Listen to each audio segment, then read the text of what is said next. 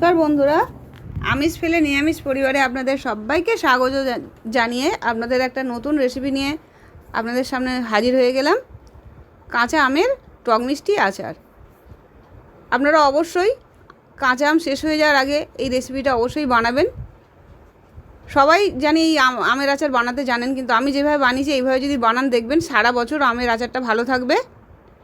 এর জন্য আমি বেশ কিছু কাঁচা আম নিয়ে নিয়েছি, আর এই মশলাগুলো নিয়ে নিয়েছি মৌরি, মেথি, ধনে, জিরে, কালো জিরে আর একটু রাঁধুনি, আর বেশ কিছু নিয়েছি শুকনো লঙ্কা। এই মশলাগুলো হালকা কড়াই নাড়াচাড়া করে ভেজে গুঁড়ো করে নেব। তার মধ্যে আগে আমি কাঁচা আমগুলোর ব্যবস্থা করে নেব। আর এখানে নিয়েছি আখের গুড়, পরিমাণ মতন লবণ নিয়েছি, সাদা সর্ষে নিয়েছি, কালো সর্ষে নিয়েছি 2 চামচ করে, আর একটু হিং নিয়েছি, আর নিয়েছি কাশ্মীরি লঙ্কা গুঁড়ো, একটু হলুদও নিয়েছি, আর নিয়েছি পরিমাণ মতন সর্ষের তেল। এবার আমগুলো আমি খুব ভালো করে ধুয়ে নিয়ে ছোট ছোট টুকরো করে কেটে নেব। নিয়ে এগুলোকে লবণ আর হলুদ মাখিয়ে নেব। আমগুলো কেটে নিয়েছি। আমগুলো কাটার আগে অবশ্যই ধুয়ে মুছে নেবেন, তারপরে লবণ হলুদ মাখাবেন।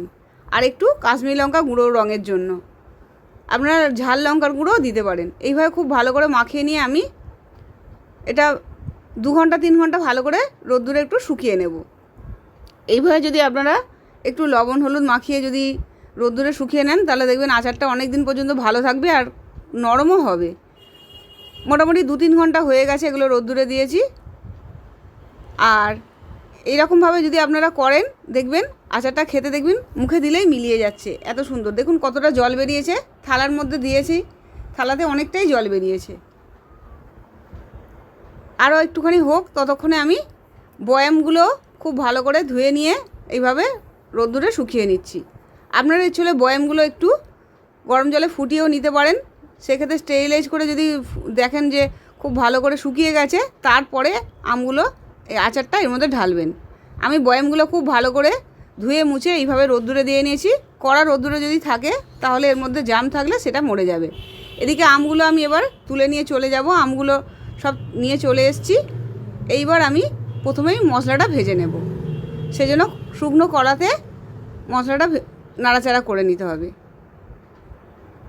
এবার আমগুলো দেখেছেন তো একটু আর কোনো জল ঝরছে না। অনেক সময় আমে জল থাকে, তখন আমগুলোর আচারটা 1 বছর হতে না হতেই নষ্ট হয়ে যায়। কড়াতে আমি এখানে 10-12টার একটু বেশি হবে, মনে হয় 12-14টা হবে শুকনো লঙ্কা দিয়েছি। আপনারা পরিমাণটা যেমন ঝাল খাবেন সেই পরিমাণে দেবেন। শুকনো লঙ্কাটা খুব ভালোভাবে এইভাবে হালকা লালচে করে ভেজে নিতে হবে, যেন পুড়ে না যায় সেইভাবে ভেজে নিতে হবে। তারপর একে একে সমস্ত মশলা মেশাবো। প্রথমে দিয়ে দিলাম মৌরি, সমস্ত মশলাই আমি 2 চামচ করে নিয়েছি। তারপরে জিরে দিলাম, তারপরে দিলাম কালো জিরে আর গোটা ধনে, রাঁধুনি। এই 3টে মশলা খুব ভালো করে ভাজা করে নিতে হবে। তারপরে মেথি আর 2 রকমের সর্ষে সব থেকে লাস্টে গ্যাসটা অফ করে দিতে হবে। ওটা দিয়ে বেশিক্ষণ ভাজা যাবে না, যেহেতু লোহার কড়াই আছে, এমনি কড়াটা খুব গরম, তাতে যদি নাড়াচাড়া করে নেন তাতেই হবে। খুব বেশিক্ষণ ভাজলে মেথি আর সর্ষে তাহলে আচারটা তেতো হয়ে যেতে পারে। এইবার সর্ষেটা দিয়ে দিলাম, 2 রকমের সর্ষে।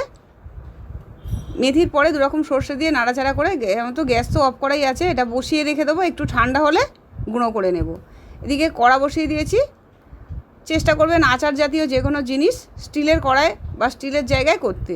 এবার তেলটা খুব ভালোভাবে গরম হয়ে গেলে 2-3 চামচের মতন কাশ্মীরি লঙ্কা গুঁড়ো রেখেছিলাম সেটা দিয়ে দিলাম।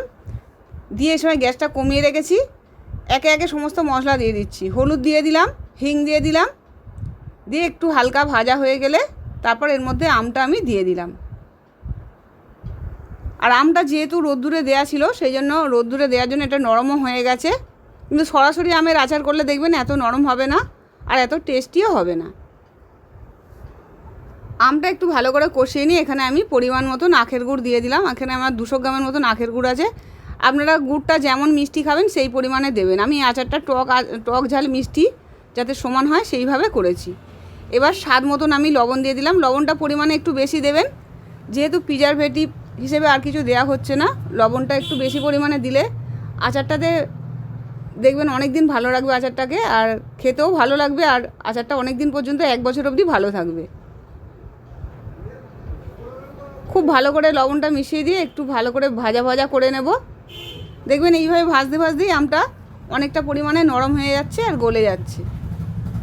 আমটা একটু ভালোভাবে নরম হয়ে গেলে তারপর এর মধ্যে আমি 2 চামচের মতন দেব, 2-3 চামচ দেব ভিনিগার। অবশ্যই ভিনিগারটা দেবেন। ভিনিগারটা দিলে যেহেতু কোনো প্রকার প্রিজারভেশন বা প্রিজারভেটিভ কিছু দেওয়া হচ্ছে না, ভিনিগার আর লবণের জন্য এটা ভালো থাকবে। ভিনিগারটা একদম শেষের দিকে দেবেন, খুব আগে থাকতে দেবেন না। এবার যে ভাজা মশলাটা করে রেখেছিলাম, ধনে, জিরে, শুকনো লঙ্কা, মৌরি, রাঁধুনি, কালো জিরে আর 2 রকমের সর্ষে, মেথি ফেথি দিয়ে সেই মশলাটা একটু দানা দানা করে গুঁড়ো করে নিয়েছিলাম, সেটা দিয়ে দিলাম। দেখুন আমগুলো কত সুন্দর সমানভাবে নরমও হয়ে গেছে, মিশেও গেছে। একটু ঠান্ডা থাকতে থাকতে এইভাবে বয়ামের মধ্যে আমি আচারটা সমস্ত এভাবে দিয়ে দিলাম।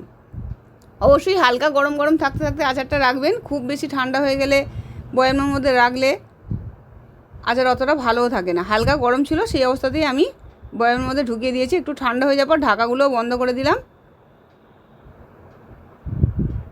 এখানে আচারগুলো আমি মোটামুটি 2-3 দিন রোদ্দুরে দেবো, তারপরে আর রোদ্দুরে দিতে হবে না। এই আচারটা এইভাবেই আপনারা যদি ঘরে রেখে দেন, এমনি নর্মাল জায়গাতেই রেখে দেন, রোদ্দুরে না দিয়েও, দেখবেন আচারটা অনেক দিন পর্যন্ত ভালো থাকছে। আচারটা যখন দেখবেন তেলটা শেষ হয়ে যাচ্ছে, তখনই একটু করে তেল গরম করে ঠান্ডা হয়ে গেলে তারপর সেই তেলটা আবার মিশিয়ে দেবেন, তাহলে আচার ভালো থাকে। আচারে কখনোই কাঁচা তেল দেবেন না আর ভিজে চামচ দেবেন না। 2-3 দিন এইভাবে রোদ্দুরে দিয়েছিলাম আচারটা। এবার এইভাবে আপনারা রেখে দিয়ে গরম গরম ভাত দিয়ে কিংবা পরোটা দিয়েও ওই আচার খেতে পারবেন, এমনকি খিচুড়ি দিয়েও খেতে খুব ভালো লাগে। আবার ফিরে আসবে এরকম নতুন নতুন রেসিপি নিয়ে। আপনারা আমের আরও কী রেসিপি দেখতে চান অবশ্যই আমায় জানাবেন। ভালো লাগলে লাইক শেয়ার করবেন আর সাবস্ক্রাইব করে আমার পাশে থাকবেন। প্রথম থেকে শেষ অবধি ভিডিওটা দেখার জন্য অজস্র ধন্যবাদ। সুস্থ থাকবেন, ভালো থাকবেন, নমস্কার।